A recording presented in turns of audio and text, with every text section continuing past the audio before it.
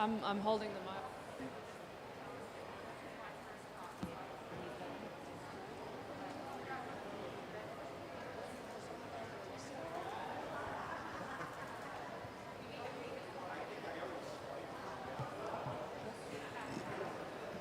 So I've noticed the man. Oh, really? Oh my God, I don't want so to. good. I don't want to insult him, but I find it very respectful. okay. The email I saw he posted. But he sent an email? He sent an email saying hello. But are we, you're not in the thread, right? He sent it to you. You're not on the thread. He sent an email saying we will be making a presentation at this event. Q&A. He wasn't invited. And I'm like, who are you? And he already asked us if we could make a presentation. We're like, no, we've got a very, very tight schedule. We really tried our best. This is not a place for us to play.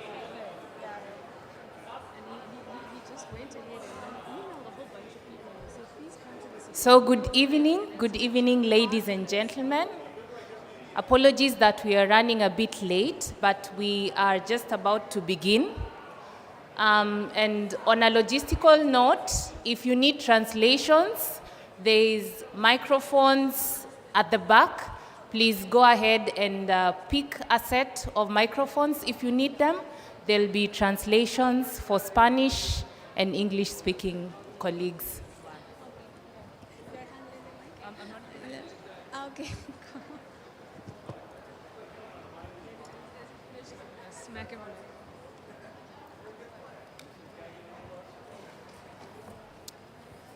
Great. So good evening once again to all of you. On behalf of Natural Justice, Cívicas, Global Witness, Sociedad Peruana de Derecho Ambiental, EarthRights International, and the International Land Coalition, we would like to extend a warm welcome to all of you to this side event entitled Environmental Defenders Advancing Climate Justice, Rights, Resilience, and Resistance. Ladies and gentlemen, my name is Eva Maria Anyango.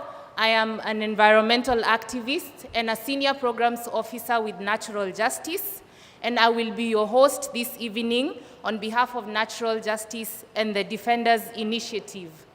Before we proceed, allow me to congratulate and express my sincere gratitude to the team who have worked tirelessly to put together this very timely discussion.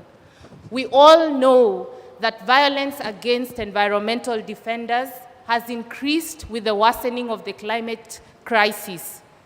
Across the globe, reports continue to show both lethal and non-lethal attacks against defenders who play a very critical role in the struggle for climate justice. According to Global Witness, at least one defender is killed every 2 days since 2012. In United States alone, EarthRights International has documented 134 cases of threats against defenders in the form of slap suits and other tactics that are meant to silence them. But this is just a tip of the iceberg. There is more non-lethal cases that are happening but go undocumented. The Allied Data Working Group, for the first time, made an attempt to document non-lethal attacks against defenders. And according to their report entitled Unearthing the Hidden Iceberg, they documented 335 non-lethal attacks against 556 individuals, organizations, and communities working in this space. Ladies and gentlemen, this shows that the issues of defenders continue to be very critical, and it is mandatory for states to take into account issues of defenders in all global climate negotiations, because there cannot be climate justice without the protection of climate defenders. And so we remain very concerned that there isn't any language yet on the protection of defenders in these negotiations, but we hope that this platform will be a turning point for these negotiations and ensure that the issues of defenders are taken into account in the ACE negotiations and the global stocktake. And so, in line with that, we have prepared a policy brief in different languages, which you can access at the very back as you walk out. But we also have a wonderful lineup of speakers who are going to help us set the context for this discussion and also highlight some of these issues. And so they will be speaking in Spanish and English. If you need translation, please make sure you get those. But without further ado, please help me welcome with a round of applause our first keynote speaker, Senator Edward J. Markey, who will also be joined in a few minutes by Marina Silva, who is the former Minister of Environment in Brazil. Please help me welcome him.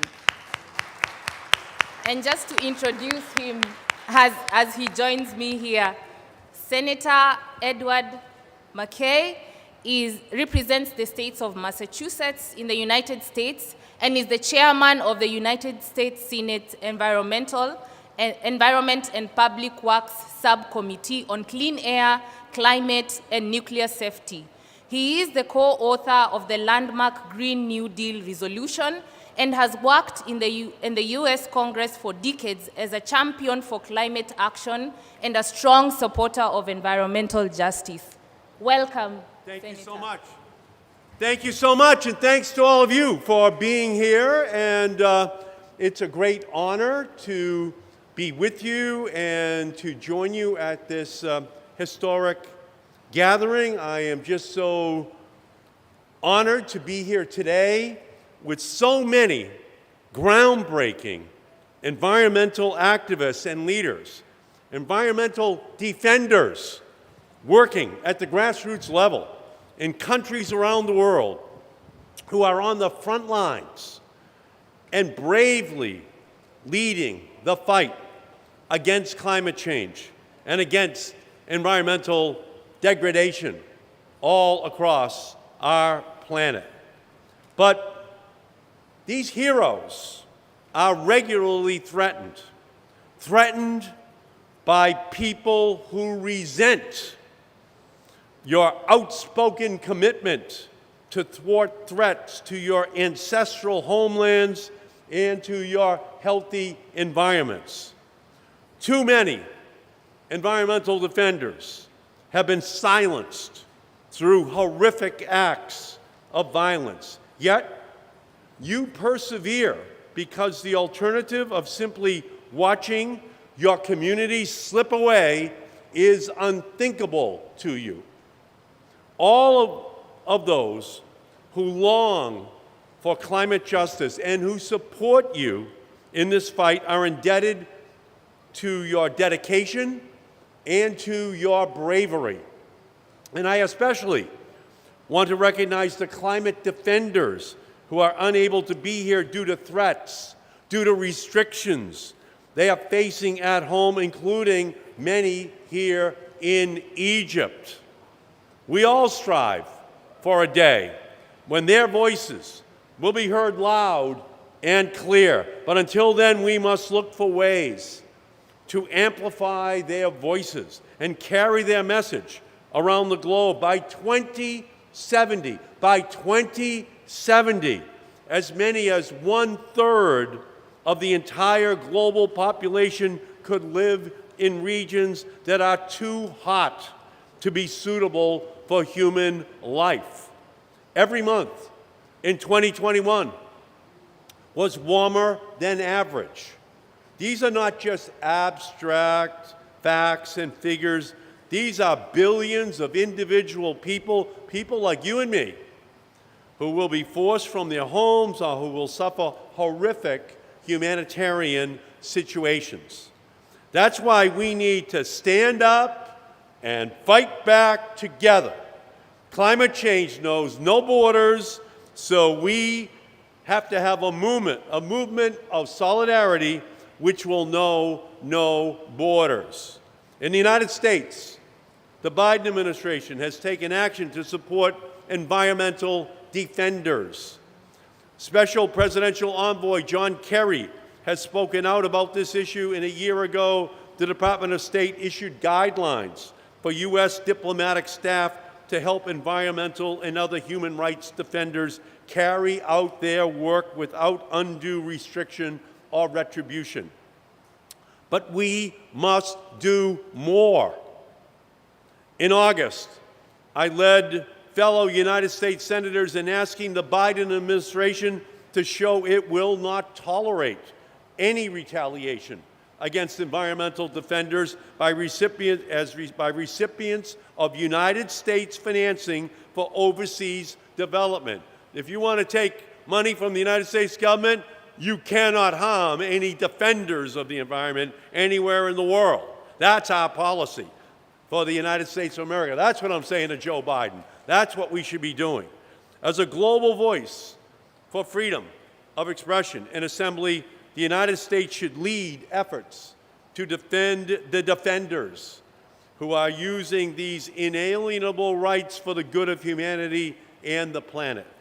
I will continue to fight for the United States to use its influence on the world stage and financial resources to support environmental and other human rights defenders around the world wherever that is possible. And that's why I introduced the Targeting Environmental and Climate Recklessness Act, which would ensure that human rights and sanctions under the Global Magnitsky Program cover corruption that hurts the climate and human rights abuses of environmental defenders.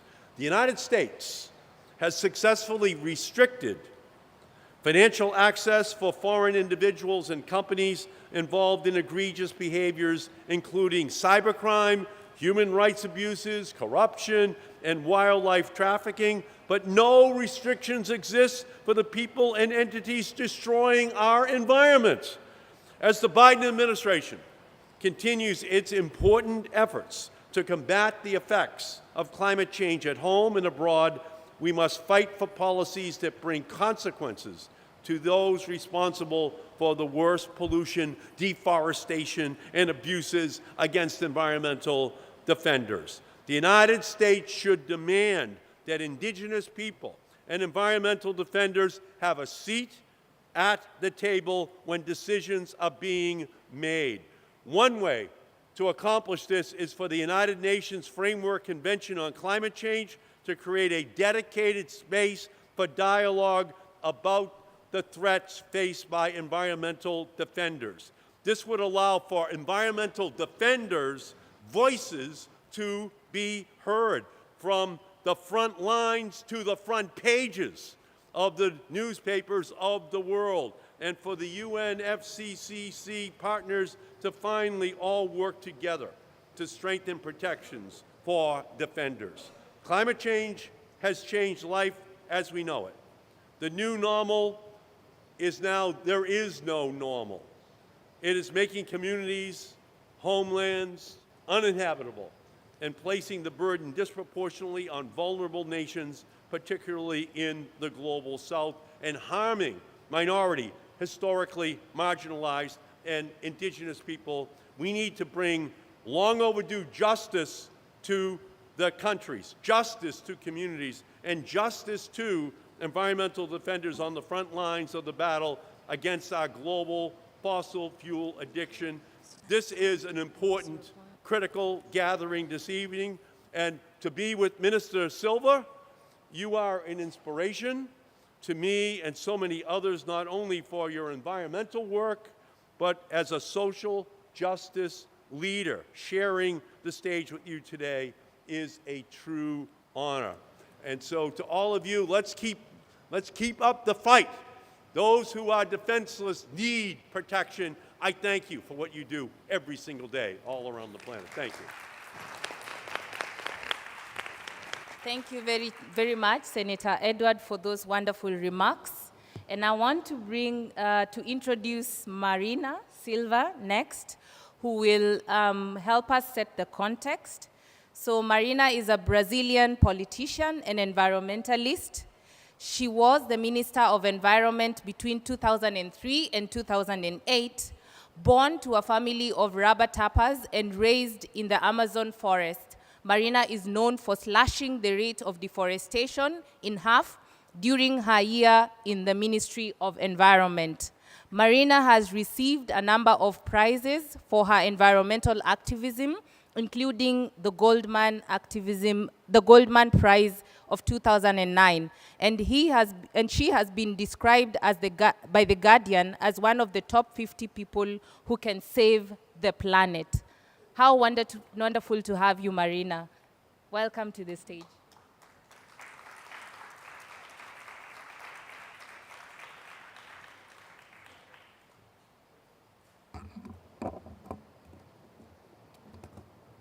Senhoras e senhores, estou muito feliz de poder participar desse nosso encontro, dessa nossa conferência aqui. Parabéns a todos que nos dão a oportunidade de reafirmarmos aqui o compromisso com aqueles que mais protegem os recursos naturais, de um modo geral. É muito bom ver lideranças políticas nos Estados Unidos, como o senador, comprometidos com essa agenda e, ao mesmo tempo, ter a clareza de que a maior proteção das florestas, dos recursos hídricos, da biodiversidade de um modo geral, ela é feita pelas populações tradicionais, pelos povos originários e por aqueles que dedicam suas vidas a ajudar essa agenda. Os governos são todos muito importantes, as empresas podem também dar a sua contribuição, mas sabemos que a maior quantidade de áreas protegidas existente no mundo, mais de 80%, elas estão sob o domínio das comunidades originárias, das populações tradicionais, das populações quilombolas. Eu chego nessa COP como alguém muito esperançosa com o que está acontecendo no meu país. Durante 4 anos, nós tivemos um governo que, com uma visão negacionista, desmontou todas as políticas de proteção ao meio ambiente. Depois de um período virtuoso, em que conseguimos reduzir desmatamento em 80%, em mais de 80% por quase uma década, sermos responsáveis por lançar na atmosfera, deixar de lançar na atmosfera 5 bilhões de toneladas de CO2 e termos criado 80% das áreas protegidas do mundo de 2000, no período de 2003 a 2008, temos uma situação que era de muito desespero para os povos tradicionais, para a proteção das florestas, da biodiversidade, para o enfrentamento da mudança climática. O presidente Lula ganha essas eleições com um forte compromisso de que, a partir de agora, a política ambiental brasileira será uma política transversal, que estará presente em todos os setores do governo, na área de transporte, de energia, de agricultura, de todos os setores. E isso muda completamente a abordagem.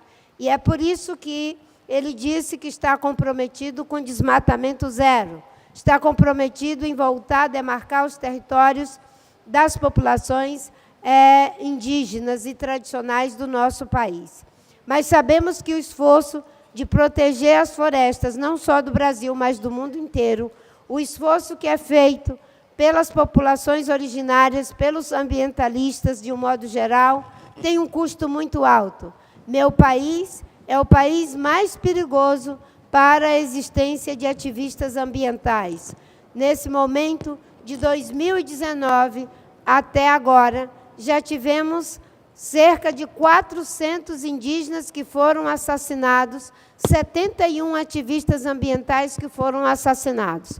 O compromisso de trabalhar no Congresso Nacional para fazer a ratificação do Acordo Escazú, que é uma ferramenta que é muito importante para assegurar a proteção daqueles que lutam pela proteção do meio ambiente, é um compromisso que temos desde sempre, mas que, infelizmente, depende de construir uma maioria no Congresso e teremos que trabalhar para que isso aconteça.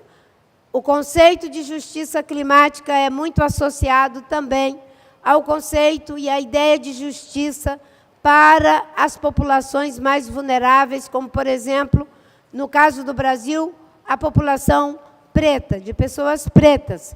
Nós sabemos que existe o racismo ambiental, em que os mais prejudicados são os povos indígenas, os mais prejudicados são as pessoas de origem africana, de origem afrodescendente, e que pagam o preço alto pelo risco climático que já estamos vivendo. O Brasil já vive sobre os efeitos das mudanças climáticas, somos um país vulnerável, enchentes acontecem, deslizamentos, pessoas perdem suas vidas, suas economias, temos um grande prejuízo já acontecendo, inclusive ameaçando a segurança alimentar em função de escassez de chuva em algumas regiões do nosso país, que, mesmo sendo uma potência hídrica, já sofre os efeitos das mudanças climáticas. Temos o risco terrível de que a Amazônia, se passar do ponto de não retorno, pode entrar num processo de savanização. A ciência está mostrando isso, e nós não queremos que isso aconteça. Por isso que há um claro compromisso em combater todas as ilegalidades para alcançarmos o desmatamento zero e criarmos um novo ciclo de prosperidade, onde haja combate à desigualdade, onde aconteça um processo de desenvolvimento que fortaleça a democracia, mas que, sobretudo, preserve as bases naturais do nosso desenvolvimento. Todos os biomas brasileiros serão prioritários. O que buscamos é um modelo sustentável de desenvolvimento para o Brasil e para o mundo, porque podemos fazer o dever de casa 100%, protegendo florestas, protegendo a nossa biodiversidade, mas se o mundo não reduzir as suas emissões de CO2, iremos pagar o preço igualmente. Trabalhamos muito fortemente a ideia de contemplar os países vulneráveis que vivem sob o efeito das mudanças climáticas com alto risco de desaparecer. Por isso que encontrar um mecanismo, uma solução para perdas e danos, e o debate que está sendo feito nessa COP é fundamental. Do mesmo jeito que o Brasil ajudou no mecanismo de desenvolvimento limpo no passado, deve fazer um esforço para também criarmos um mecanismo que estabeleça o princípio da justiça climática, que estabeleça o princípio do combate ao racismo ambiental e o princípio do direito de existir com seus territórios, com sua cultura, com sua cosmovisão. Porque existem povos que estão ameaçados de ver desaparecer seus territórios e, com eles, sua cultura, sua cosmovisão, sua forma de ser e estar no mundo. Por isso que nos somamos aos esforços que acontecem no mundo inteiro e sabemos, mais uma vez repito, que as populações locais são as que deram a maior contribuição. Com seus conhecimentos associados aos recursos naturais, com sua forma de produzir ciência, com base no saber narrativo, que, sobretudo, sabe perceber, que, sobretudo, sabe escutar e sabe fazer. É um aprendizado de juntar o conhecimento tradicional com o conhecimento científico para a busca de novo modelo de desenvolvimento, que seja economicamente próspero, socialmente justo, politicamente democrático, culturalmente diverso e ambientalmente sustentável. A sustentabilidade não é só uma maneira de fazer, é uma maneira de ser, é uma visão de mundo, um ideal de vida. Por isso que eu venho para cá com muita esperança, porque quando eu vejo os Estados Unidos comprometido, o governo Biden, com o Acordo de Paris, quando eu vejo os esforços que estão sendo feitos pela União Europeia, mesmo em situação de guerra que está acontecendo na Ucrânia, e eu sei que isso não é homogêneo, que são tendências dentro desses países e regiões, mas eu celebro esses esforços, porque nós estamos no limiar. Ou nós vamos trabalhar para estabilizar em apenas 1,5 de temperatura, ou nós estaremos comprometendo o futuro da vida na Terra. Nós já temos a maior parte das respostas técnicas. Nós temos os recursos tecnológicos, humanos, e eu diria até mesmo financeiro. O que falta é o compromisso ético de colocar essa técnica, esse conhecimento e esses recursos para fazer a transição para um modelo sustentável de desenvolvimento, que protege os povos originários, que produz prosperidade, combate desigualdade, mas que preserva as bases naturais da nossa existência, não só para nós os humanos, mas para todas as formas de existência. Muito obrigada.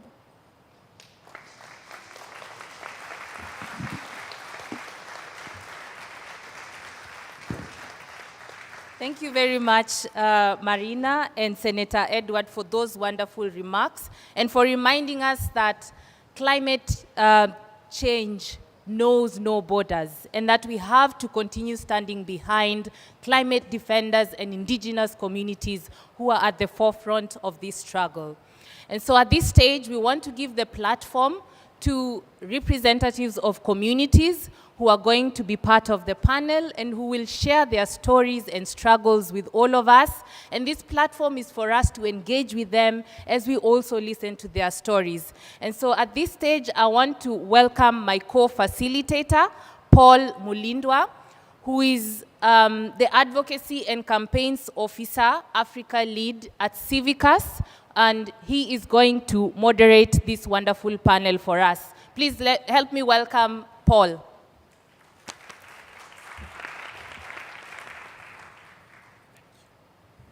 Thank you. Thank you very much, colleague. To our distinguished guests, we really very much appreciate for being here. And our panelists, please, another applause of hands, please, to thank them for a good deliberated session. Thank you very much. I will request you to take your seats as we embark on another panel. As introduced, Paul Mulindwa, I work with Civicus. Please, yes.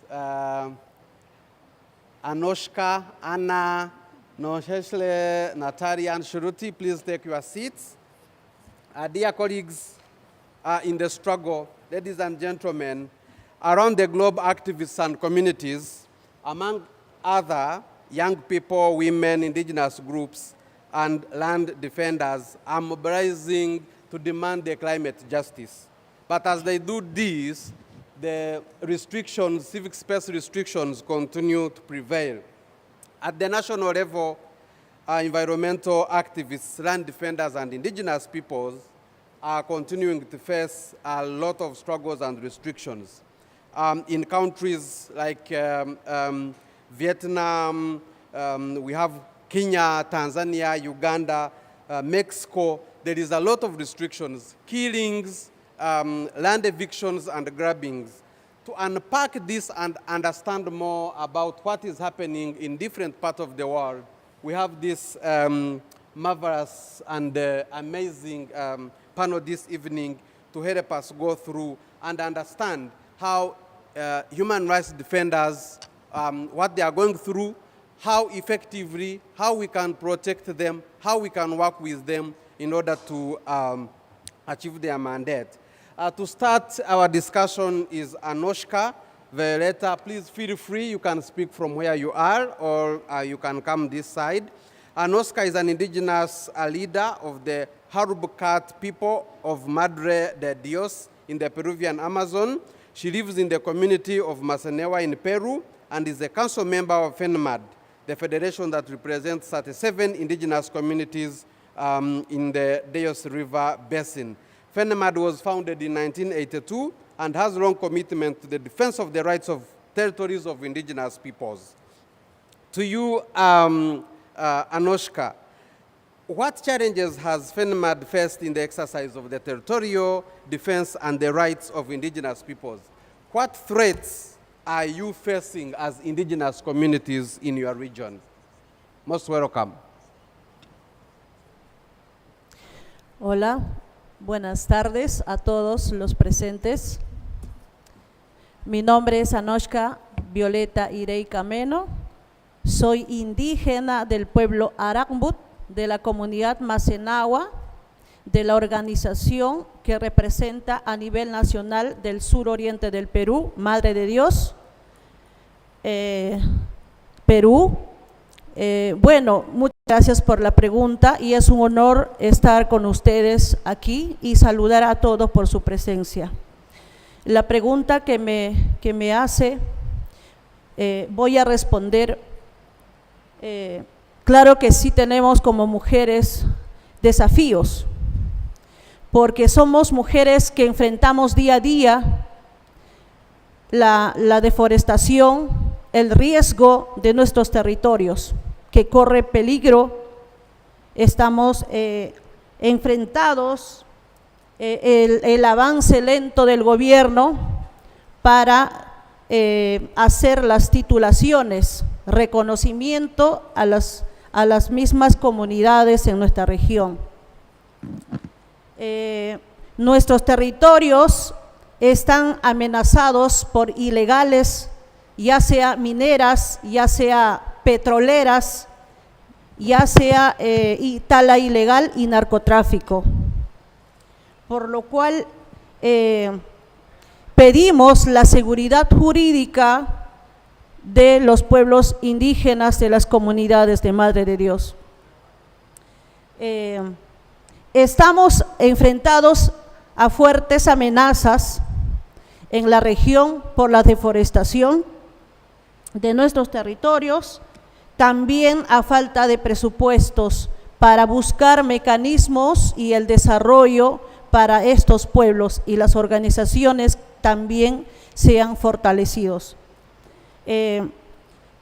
A nosotros como defensoras no hay un método de protección, estamos desprotegidos, fuertes amenazas, tenemos persecución, tenemos, nos persiguen a nosotros fuertemente para matarnos y hasta que nos matan. Bueno, hasta esto puedo responder la pregunta. Thank you very much, Anoshka, for that elaborate answer. We have Nonhle Mbuthuma from Amadiba Crisis Committee, which was founded, Nonhle is the spokesperson of the committee, which was founded in 2007, and the committee has taken a lot of initiatives at the community level to ensure that the rights of communities alongside their dignity as Amadiba people is protected. To you, Mbuthuma, tell us the struggles you've faced in protecting your land and cultural heritage, looking at the initiatives you took when you were confronting the share company in relation to the exploration and the mining in your community. What was your experience? Thank you so much. Yeah, we are facing quite a lot of threats in our communities, especially in rural communities, because you can see that there is more pressure for the transnational corporations to displace communities, because they just see that we are the vulnerable people. For example, they are more doing extractivism in the land, but the land now you can see that the minerals are depleting, are becoming more or less. Now they are more focused on the show. This is where we are facing the most pressure right now, where they just explore, they want to explore oil and gas in our ocean. Our ocean is our livelihood. All the people that are living, all the communities that are living along the coast, they are dependent on ocean for survival. Now, if Shell decided to come and explore oil and gas, it was a killing of our communities. But what we've done, we mobilize ourselves to make sure that Shell is not going to be granted a permit to do oil and gas. It was not an easy fight at all, because you can see that when they just come, they always give an authorization by the government without our communities being consulted. And you can see that when we take Shell to court to interdict, that they cannot explore. They were just thinking that, they were just begging us as communities that no, we must allow the exploration. Exploration is not a mining where they just want to explore. We know that exploration, they're going to blast. And the blasting is also going to harm to our marine life. Now, the best way what we've done is to stop them before they start anything, to make sure that they are not even beginning to start the mining. But the most painful part, it was where our own government was just even saying that our communities are acting like the colonialists, because we don't want to see Africa being developed. That means we want to see Africa undeveloped. And to do so, you can see that as a human rights defender, you've been attacked, threatening SMSs, cyberbullying in the social media. You have no freedom of speech. Wherever where you go, you've been threatened. The police are there. Even during the public participation, you are not free to talk. These are the issues that we are facing as human rights defenders. But when it comes to Shell, we fought this. And it was the most difficult one, because mostly we fight on the ground, physically, not even waiting for the lawyers to defend us in court, because we know that when they are arguing in court, they are working on the ground. But this one was the most difficult one, because it's more on the ocean. But when we take to court, we won. And many people, they were telling us that we are wasting our time because we are just community. Shell have money, and money means everything. You cannot fight against money. But we won the case in court that Shell cannot proceed, cannot explore oil and gas in our ocean. But unfortunately, even if we won, they decided to appeal that decision that as communities we have no right to say no to Shell. It's only the transnational cooperation together with our own state to decide what is good for us. That is why as communities right now, as defenders, we said that the right to say no is a right to say yes to our communities. If we push that, our communities are going to be protected. Thank you. Indeed. Thank you very much. Thank you. And that is the activism that we would all need. To Anna Celestio is a member of the Secretariat of the Asia-Pacific Network of Environmental Defenders and the International Officer of the Center for Environmental Concerns in the Philippines. She's also the focal point for women, environmental and climate justice of Kariksan People's Network for the Environment at a national network of grassroots organizations. To you, Anna, the Asia-Pacific Network of Environmental Defenders and the Center Concerns recently published a report about the struggles of environmental defenders in 5 countries in the Southeast Asia. Have you identified some trends in the attacks that the environmental defenders are facing in this region? And what could those be? Thank you. Thank you. This is in our report, which I am holding here. We tell the stories of environmental and land rights defenders in 5 different countries, in Myanmar, Cambodia, Thailand, Indonesia, and the Philippines. We tell the stories of their continued courage and the stories of their resistance amid increasing threats such as intimidation, illegal detention, harassment, surveillance, trumped-up charges, assault, even murder and massacre. Most notable, in my home country, the Philippines, we have the highest number of killings in the past decade with 270 environment defenders killed. Attacks take place amid increasing resource extraction in the region. A common trend is the use of arbitrary and illegal detention of environmental and land defenders and activists under trumped-up, criminalized charges to silence dissent. And basically, it wants to create a chilling effect among our communities and among our organizations. Groups that are disproportionately affected are indigenous peoples, women, and youth. There's also actually a new trend of forced exile. We saw it in Vietnam where people, environment defenders released from prison were forced into exile. And also in the Philippines, a lot of our environmental defenders are also forced into exile due to security threats to their homes, to their persons, and to their families. Thank you. Thank you very much.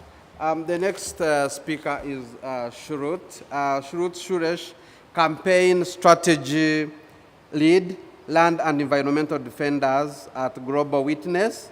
Shruti is a lawyer from India with over 10 years experience in international environmental law and policy. She leads the Land and Environmental Defenders campaign at the Global Witness, which is dedicated to upholding business and government accountability to protect the rights of defenders globally. Global Witness as well recently published a report documenting lethal attacks against defenders globally. Could you briefly take us through some of those key findings that the report highlighted? Thank you.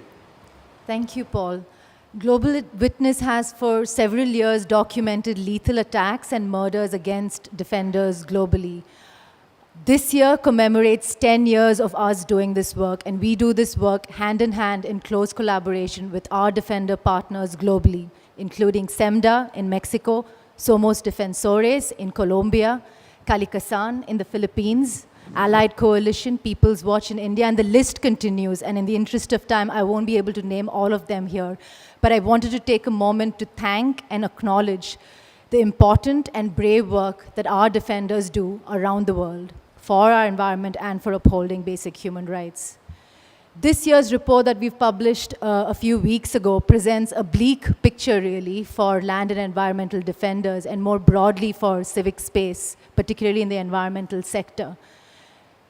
In 2021, at least 200 land and environmental defenders were killed. Over the past decade, at least 1,733 defenders were killed. I'm emphasizing the word at least here because these figures are almost certainly underestimates. Because of the challenges we face in collecting the data and information, these figures present the tip of the iceberg. And as we've heard from Nonhle and Anna, these figures represent lethal attacks, but defenders globally are facing an onslaught of attacks which are non-lethal, be that criminalization, smear campaigns, harassment, surveillance, and the list sadly goes on.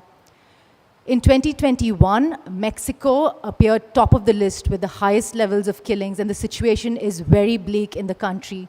Defenders were killed every month in Mexico last year, and there has been an 80% increase in attacks compared to the previous year. Forced disappearances are very prevalent in the country, and indigenous communities face the brunt of attacks. Sadly, over the past decade, Brazil has also topped the list of highest levels of killings, and we've heard from Marina Silva as well on how under the Bolsonaro administration there has been escalating violence and attacks against indigenous communities and defenders. The recent killings of Bruno and Dom in the Brazilian Amazon represent these levels of escalating violence under the Bolsonaro administration. It was great to hear from you, Marina, about the optimism you have for the future, and we look forward to working with you and the new administration in bringing about change and fast for indigenous communities and defenders on the ground in Brazil. These attacks are taking place for a variety of reasons and drivers, and I wanted to point that land inequality is one of the key drivers, and this is linked to indigenous communities facing these attacks because they are standing up for their land rights.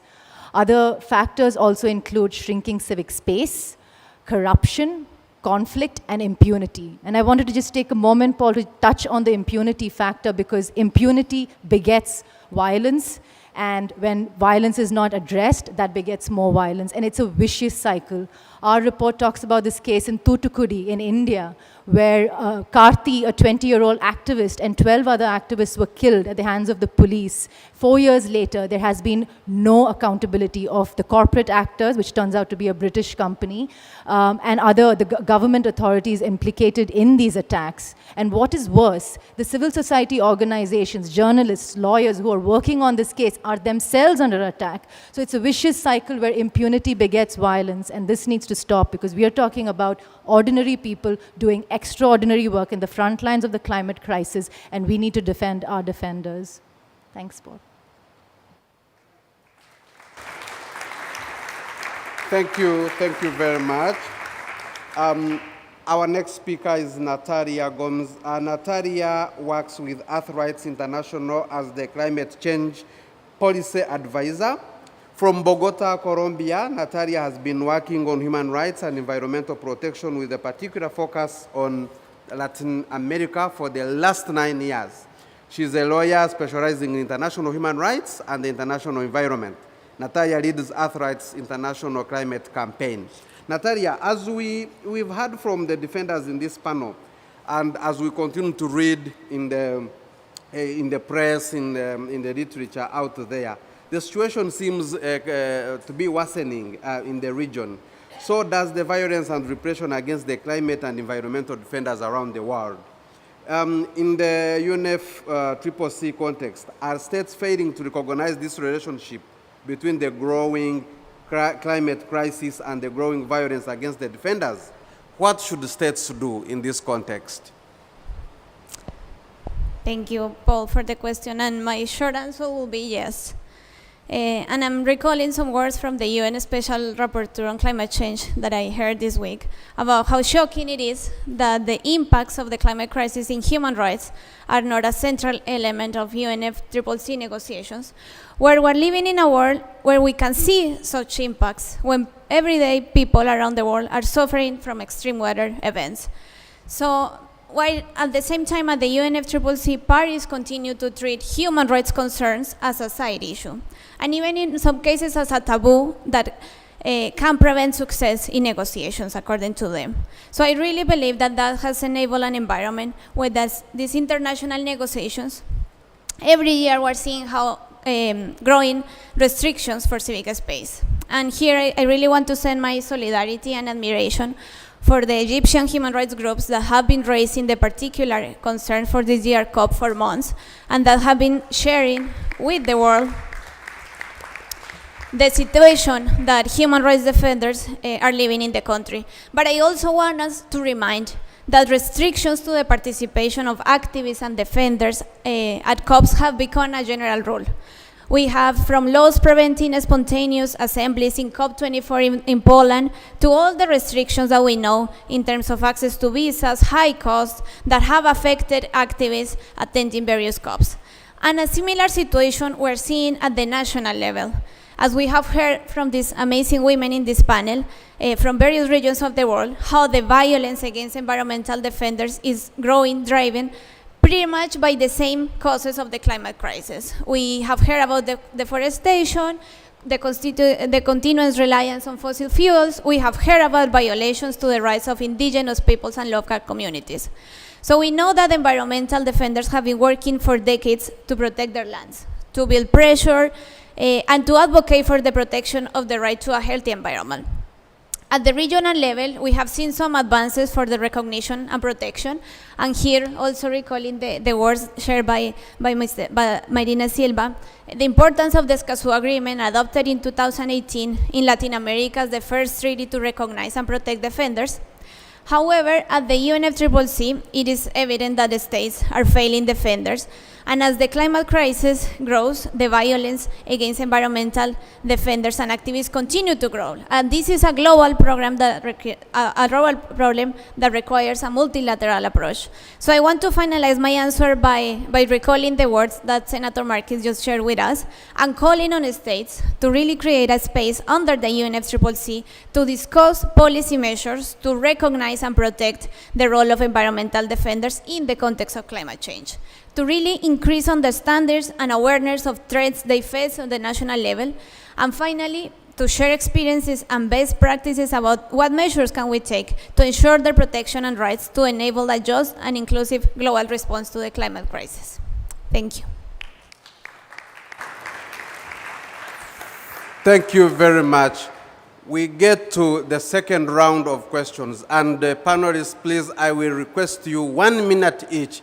Just have 1 point in the second round so that we can at least preserve like 5 minutes for the audience also to engage with us. In the same order, to Anoshka, you are part of the leadership of FENMAD, and like you, many indigenous women are now assuming these leadership roles to demand the protection of their rights and their dignities in their territories. What is the role and the vision of the future the indigenous women leaders hold?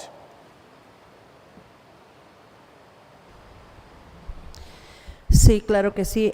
Nosotros como pueblos originarios tenemos nuestra propia visión que el occidental. Pensamos de distintas maneras a nuestra forma de vida. Por eso, cuál es importante nuestra visión de seguir luchando por defender nuestros territorios. En Madre de Dios es una cultura viva porque también FENAMAD defiende los derechos colectivos, derechos humanos, por lo cual están los hermanos en aislamiento voluntario, los hermanos Piazzi, que hoy en su representación la voz traigo yo, porque por ellos nadie le interesa la vida como llevan dentro. Por eso, en representación, nosotros tenemos el mecanismo como mujeres para poder seguir defendiendo como pueblos. Las comunidades de tener tituladas, todas las comunidades saneadas con titulaciones, su reconocimiento, y también los principios de la educación de nuestros hijos, para que ellos tomen el mando, tomen las ideas, seguir luchando con nuestra propia identidad cultural, ¿no? Entonces, eso es nosotros que alimentamos a nuestros hijos, enseñamos a nuestros hijos revalorar su cultura, seguir protegiendo lo que es la pesca, lo que es la cosecha, y seguir manteniendo nuestra cultura viva y sana, sin que nadie nos moleste y sin vulnerar nuestra vida, que queremos tranquilidad, vivir en nuestras casas, que es el bosque. Tenemos, nosotros tenemos medicina en nuestra selva, tenemos, digamos, el conocimiento, ¿no? Para poder hacer nuestras propias curaciones con cantos. Eso, seguir nosotros cuidando y haciendo, digamos, enseñando a nuestros hijos a nuestro origen y al futuro de nuestras generaciones. Thank you very much. Quickly to Nonhle. From the reprisals, backlash, and assassinations the Amadiba Crisis Committee meanders through, what do you ask of the state or the states to do in order to promote and protect the rights of defenders like you? Oh yes, you know, yeah, we are facing quite a lot of assassinations as frontline defenders, as human rights defenders. We just ask the state that as human rights defenders, we have a right, we have a freedom of speech, we have a freedom of choice, and we have a freedom of expression. This is where we've been silenced, because when we start to talk, it's becoming a problem, and I can see that it's becoming worse as the climate change also is becoming worse, because the more we talk, the more we've been silenced. Right now, as human rights defenders, we need to be protected, and all the assassination cases must be also a justice, because if there is no justice for other human rights defenders, it means that the space of human rights defenders is shrinking each and every day. That is why right now we said that communities must also be protected. And because when we protect communities, we protect the future. Thank you. Thank you very much. To Anna, we have a brief, very short video to summarize everything happening in Vietnam. Please first introduce to us the video and then we have a look at it. Thank you. Thank you. I am honored to introduce this video produced by Global Witness and Partners. This is about the recent spate of arrests in Vietnam using the trumped-up charges of tax evasion.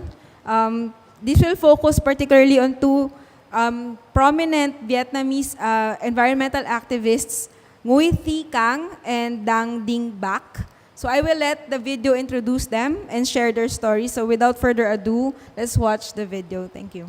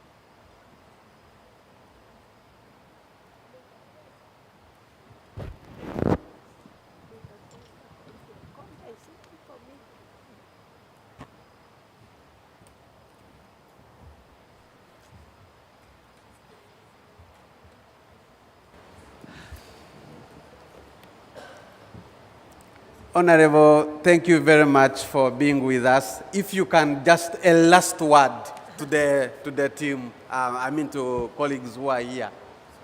No. Okay. So thank you very much. We really appreciate and we hope to be with you very soon. Thank you. IT? Okay.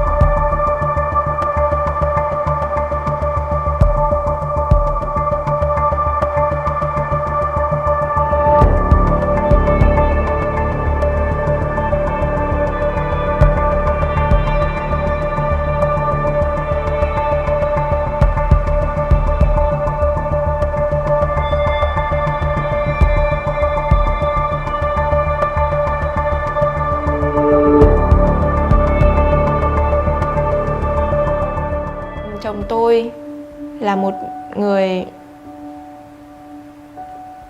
làm việc trong lĩnh vực pháp lý, là làm cái công việc của một người bảo vệ môi trường. Tôi không bao giờ tưởng tượng được là anh Bách sẽ bị đi tù vì cái công việc mà anh ấy làm. Thật sự là đến thời điểm hiện tại, gia đình tôi đã sống trong sự hoang mang, lo lắng đến cực độ về sức khỏe, về tính mạng của chồng tôi. Và không bao giờ nghĩ rằng cái cảnh đấy nó lại đến với gia đình tôi. Em chỉ mong muốn quốc tế hãy kêu gọi để trả tự do cho anh Bách, vì nó không đáng để phải bị như thế.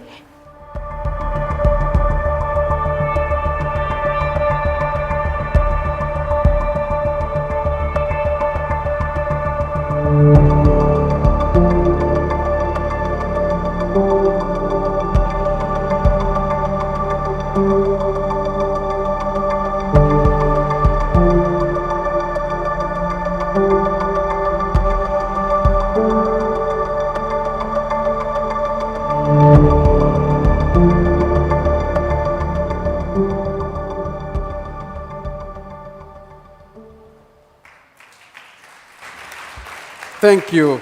Very strong message.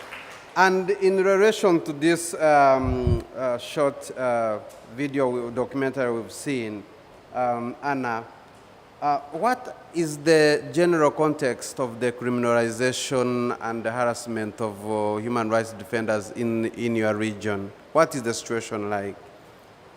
Basically, governments, in order to silence dissent, to silence the protest against resource extraction, development aggression, they come up with all sorts of charges. In the case of Vietnam, this is crazy, it's tax evasion, but really they're being silenced and arrested because of their environmental work. In elsewhere in the Asia Pacific, we have incidents of cases of like illegal possession of firearms, where the police themselves plant the firearms in the homes. We have cases of arrests because of rebellion, because of terrorism, and all of these actually are just meant to silence and to create a chilling effect. Thank you very much. Is there another question? No. That. Okay, I would just like to take this opportunity to ask our audience members to chant with me, "Free them all! Free them all! Freedom all! Free them all!" Freedom all! Thank you very much. For Shruti, Global Witness has consistently exposed the role of climate and environmental destructive by corporate actors. How do we tackle the role of business and companies that are really harmful to our environment?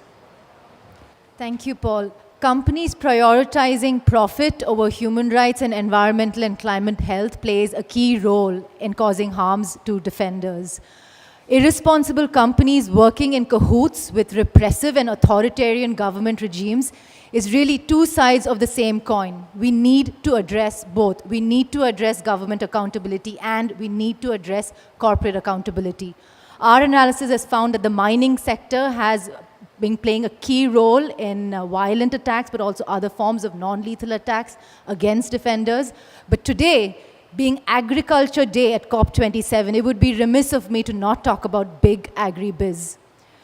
An investigation we did a few months ago and produced in September has found that agribiz plays a key role in hiding behind opaque supply chains, getting away with murder, really. We found in our investigation called Amazon Palm that we published in September that big international household brands, PepsiCo, Hershey's, Danone, Unilever, you name it, they are buying palm oil from abusive palm oil plantations in the Pará region in Brazil, which is implicated with very serious indigenous and human rights violations. These indigenous and local communities are facing killings, torture, harassment, and are not able to leave their homes. They're really being imprisoned, surrounded by palm oil plantations all around them. Our forest investigations have also found this toxic trilogy of deforestation, human rights abuse, and agribiz. Agribiz commodity traders are buying from plantations in the global south and are funded by international financiers. And many of these companies that I'm referring to here are here at COP27 talking about their environmental credentials. So this needs to stop. We at COP27 are talking about rich countries in the global north paying for loss and damage, but these rich countries in the US and the EU need to also regulate the rich companies in their jurisdictions who have become rich on the back of extractivism and human rights abuses. In the EU, there is an opportunity as we speak for having in place new legislation which we think will be adopted next year. So we need to make sure that we keep up this pressure to enact this legislation and hold these companies accountable for defender harms in the global south. Thank you. To Natalia, as we come to the end of the first week of COP27, parties are finalizing discussions and negotiations on the global stake talk and the action plan on S. Two agenda items where advocates were advocating to include human rights concerns we've been following.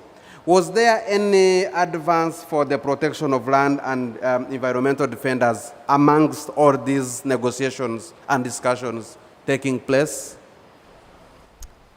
Well, Paul, I'm going to make my answer really short because I know we're running out of time. But essentially, we have seen very little progress. So Action for Climate Empowerment, if you don't know, is an agenda item that deals with access to information, the right to participate, the right to access education, and their human rights advocates have been asking countries to really make sure that the action plan includes a human rights approach that specifically recognizes that 3 of the 6 elements of ACE are rights. And also that that action plan recognizes that there's still many barriers and obstacles specifically for environmental rights defenders to access such rights.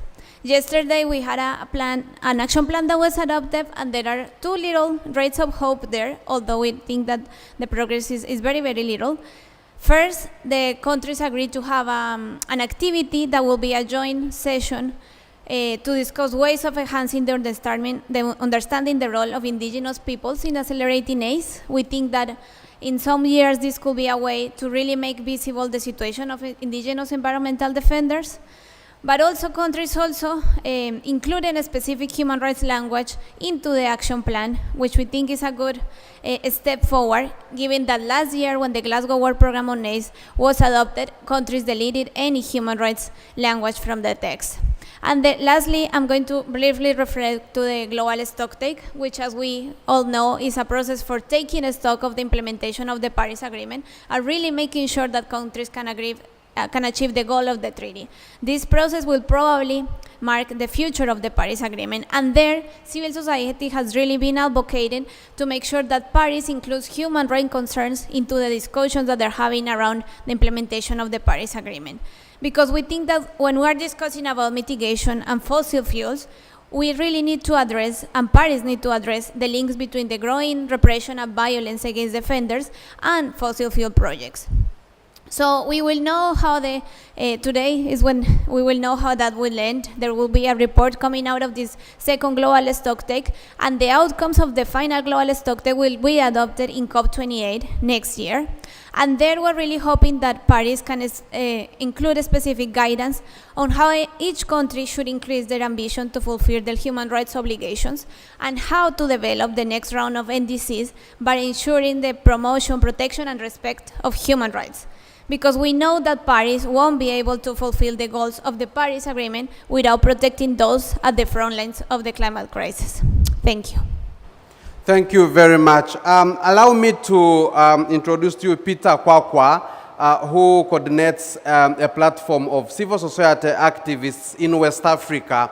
Just 1 minute, take us through you have just concluded a research on the continent, specifically in West African countries. What are those cross-cutting issues that human rights defenders are facing? Just 1 minute, please. Well, thank you very much for allowing me the space to say a few words here. We in West Africa, we conducted a baseline assessment on the condition of environmental defenders in the region, and we find out one very key point, that there are very acute underreporting of attacks against defenders. And that is a very key problem that we have in the region. And we'd like to extend our thanks to Global Witness. They've been working with us to start our own Defenders Project. We are documenting attacks and reprisal attacks against and killings of defenders in the region. And I'd like to say to you that by the close of this year, we will be launching what we call the DMRA, Defenders Missing Action.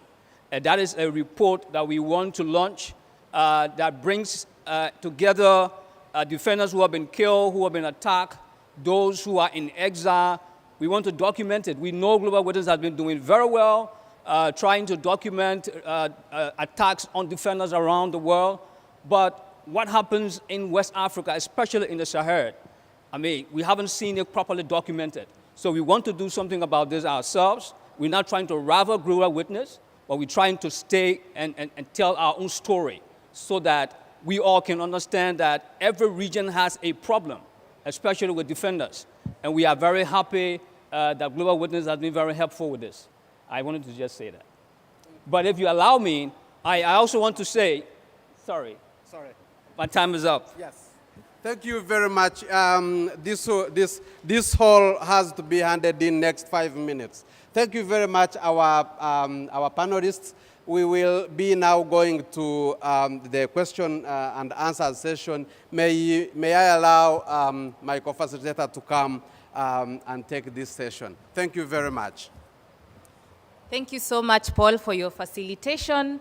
Thank you, Anna, Shruti, Nonhle, Anoshka, and Natalia for the wonderful interventions. And so we want to take a few minutes to have 2 or 3 questions from the audience. And this session really is to give an opportunity to you to interact and ask questions to frontline defenders who are here with us, so that we would be able to have a bit of a conversation. So 1 or 2 questions. We'll start with the gentleman right here, Kath, and then, okay, we can start with the lady and then the gentleman. Ladies first, sorry.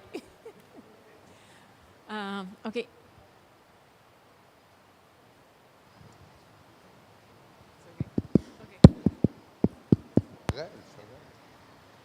Okay, thank you very much. Very quick question. How we can support your fight behind the law? I mean, of course, there is the human rights law that should be implemented, but what other mechanism we can put in place for supporting environmental defender? Thank you very much.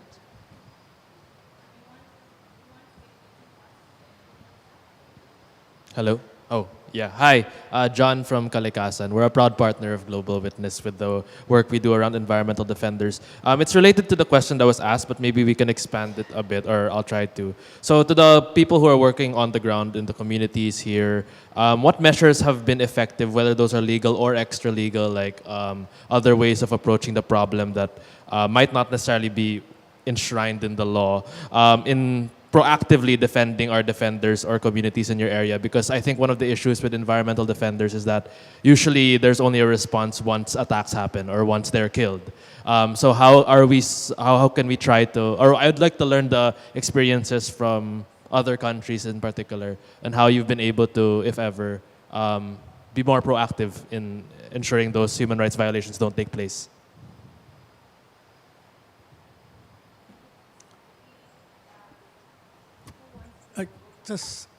Okay, this is more a request for an intervention, not a question. Just after this session, at 6:30 in this complex, there's a session by the mining industry on mining with principles. What I would love for you guys to do is to come there and expose the bullshit which you're going to hear from them. This is the intervention we need. Because right now here, much as we appreciate you're preaching to the converted, we need to go and disrupt those guys. There's a session happening right now. Please go after it. Let's all go there and disrupt that session.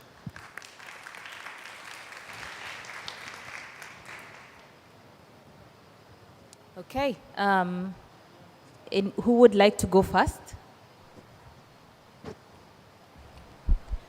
I can go on the first one really quick. Okay. Because I think in this how to support defender, there is a lot of work that we still need to do to really recognize the role of defenders. I think that's the first step. There is still a narrative in many countries where defenders are painted as opposing development, as eco-terrorists. It is very common in Latin America, it's very common in other regions of the world.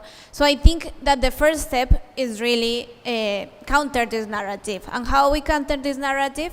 Highlighting the voices of the defenders, working into with our governments to make sure that they adopt policies to recognize the role of defenders. And also this type of events where we can hear about the defenders, build solidarity, and really show how strong defenders are when we are united. I think this is a really great first step. Thank you. Thank you very much, Natalia. I think if there's anybody else, you don't have to take all the questions. Any comments on any questions? Okay. Nonhle? Yes. Yeah, on the question of how can we support behind the laws, you know, that's a good question. As communities, we are facing quite a lot of human rights violation, but we're few human rights lawyers on the ground. If we can have more human rights lawyers that are doing pro bono for our communities, because lawyers are very expensive. It's very difficult for us to take these cases to court. that's the other kind of support that we'll really, really appreciate. Thank you. Thank you, Nonhle. I think issues of access to justice remain very critical, and we do have a role in terms of advancing that. Any other comments? Because there's one question, I think. Okay, Anna, and then we come to you. Okay, sorry. I know, John, we're working together, but just so others here may know, for us in the Philippines, what we've seen is effective is a combination of different tactics. We have legal tactics, we talk with community lawyers, but we also have extra legal tactics like community organizing, teaching the communities their rights. At the same time, there's also visibility for protection, highlighting, promoting. That's where all of us here comes in, highlighting the stories, bringing it to at the national, regional, international levels, because that also really helps to put pressure on our governments. And also, one other effective thing is like when entire communities come out in mobilization and actually do direct action and come out in numbers, stop the development aggression. Thank you. Thank you, Anna. We'll take one more question. Thank you so much. Just a quick thank you, panelists, for taking us through the sessions. Just one quick question, because time is far much spent. Those who propagate, these kind of wrongs against, environmental defenders are super organized. Whether it's the mining companies or the government, they are super organized. So my question is around movement building. How do we organize more, country by country, region by region? How do we connect global south, global north, to ensure that we have stronger movements to sustain this conversation? Thank you. Very important question. I think I'll hand it back. Can we start with you, Shruti, maybe? That's a really interesting question, and this is my first COP, and just looking around, hearing organizations from different constituencies, human rights, gender, disability, trade unions. It's just blown my mind, really, and we need to make sure that the role of defenders in defending and tackling the climate crisis is front and center. And as Natalia explained, ensure that human rights is front and center in these negotiations. And so far, my first impression of my first COP is that there seems to be a complete divide, really, of what's being negotiated up there, and us talking here in the side event room, and that needs to change. So we need to build movements using what we've got. These are important discussions happening. We don't have time to tackle the climate crisis. So we need to be building these movements using what we have and working together in solidarity.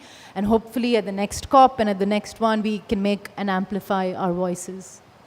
Thank you. Thank you very much. So as we wrap it up, I just want to give 1 second to each of you. And I'll start with Anoshka. Just give a final remark, 1 or 2, to close the panel.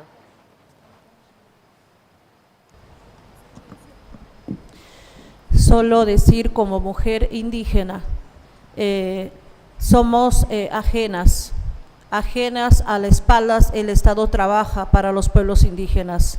Si bien es cierto, aquí todo el mundo estamos por una razón, y la razón es que se ha escuchado nuestro pedido, el respeto a los pueblos originarios del mundo, en todos los espacios. En este espacio es la primera vez que estoy aquí, pero significa mucho para mí, porque nosotros defendemos derechos colectivos. A pesar de eso, también defendemos derechos humanos de los hermanos en aislamiento voluntario. De acuerdo a la estructura orgánica, nosotros trabajamos como mujeres también en esta agenda de fortalecimiento de capacidades y liderazgo para las mujeres indígenas de Madre de Dios. Lo puedo obsequiar a las personas que nos importaría apoyar. Muchas gracias. Thank you so much, Anoshka. Natalia? Thank you, and thank you to all the speakers for being here. I think my only message is that there won't be climate justice if we don't make sure that states are protecting those on the front lines. Thank you. Thank you. Nonhle? My message to all the frontline defenders is that let's organize, let's mobilize, because the enemy hates the organized people. Thank you, Nonhle. Shruti and then Anna. I know that I said the situation is bleak for defenders, but our report is called The Decade of Defiance, and hearing Anushka, Nonhle, and Anna and others speak today, I know that there is optimism as long as these brave people are standing up to corporate and government interest. Thank you. Anna? Just want to remind that environmental defender attacks are also rooted in colonialisms, but as well as militarism. So these are also the cause of the climate crisis. So if we really want to address the attacks on environment defenders, we need more cross-movement solidarity, unity between different movements. And we are determined to do that, not just in COP, but outside and further on. Thank you. Thank you, Anna. Thank you so much to the panelists. And we want to now close the session.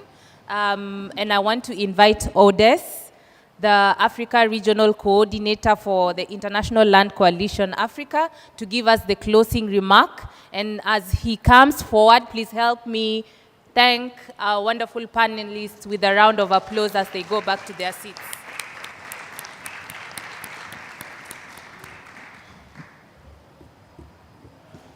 Good evening, everyone. Thank you, Mari. I think we are really talking about a very, very sensitive subject. And I think, if I may, this is probably the most important session that we can have in this COP. Because we are talking about people who have kept our planet alive so far. And we are talking about them as being victimized, as being killed for that. Imagine if you would have to kill your doctor. If you have to kill someone who works to ensure that you live healthy. What's that madness about? Why do we have to talk even about defenders being killed? Why would you kill a defender if you are not in an authoritarian government? Why would you kill a defender if you are not a responsible investor? I think, imagine if you were not defenders, what would this planet be looking like? Before I continue and close this session, I want us really to take 1 minute to think and respect the foreign defenders.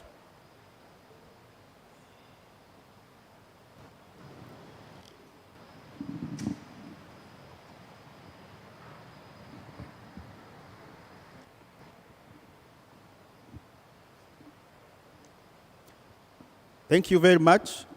I really want, on behalf of organizers, to thank panelists who are also defenders, and to thank everyone in the room, defenders who have been here to listen. Our organizations have committed to providing space for defenders to operate safely. But one thing that I like to say is that I think the best defenders, protectors are communities. Because defenders are defending communities' interests. Defenders are defending community forests. Defenders are defending community interests that are at risk by irresponsible investors. So I think as we look into how we organize, as one of our colleagues said, how do we make sure that the first level of defending defenders is communities where they live? For me, if we can achieve that, I think we will have been able to save so many lives. Because I think if a defender is a defender, he comes from a community. I think as we work towards really providing defenders with safe work environment, we need to think about the role of communities whose interests defenders are fighting for. What is their role in protecting defenders? For me, that's one thing I feel whenever I listen to defenders, I feel we should invest in, to make communities where the defenders come from the first level of defense to those defenders. I was reflecting to what was being shared, and I felt to share like three things that I could also consider as calls. One is that I think if we are to succeed, and it was the conclusion of the movie, if we are to succeed climate justice, we will only succeed it if we defend defenders. For me, I think that's a core, and if there are some of us here who are part of negotiations, I think we should make sure that environmental and land defenders are partial and integral of the negotiation results. There is no way you will talk about we will achieve climate justice, where we will reverse climate crisis, if defenders' protection is not part and parcel of the solutions. For me, this is something we should push as we move forward, as we go through this conference. One other point I wanted to raise is that we need to look at defenders not as an homogeneous group. Within defenders, there are groups, there are women, the indigenous peoples. They face different challenges. How do we tackle this aspect of really heterogeneity of defenders? I think as we go ahead and support defenders, let's look at that aspect. And last but not least, it was mentioned by a colleague, how do we organize as supporters of defenders? There is that arid movement. I think we should promote those kind of initiatives where we work together. We form strong movements that engage those violators of land defenders. So those are a few reflections I have, and with that, I again want to thank panelists. Thank you very much for the insightful contributions, and the audience on behalf of organizers of this session, we thank you very much. Thank you.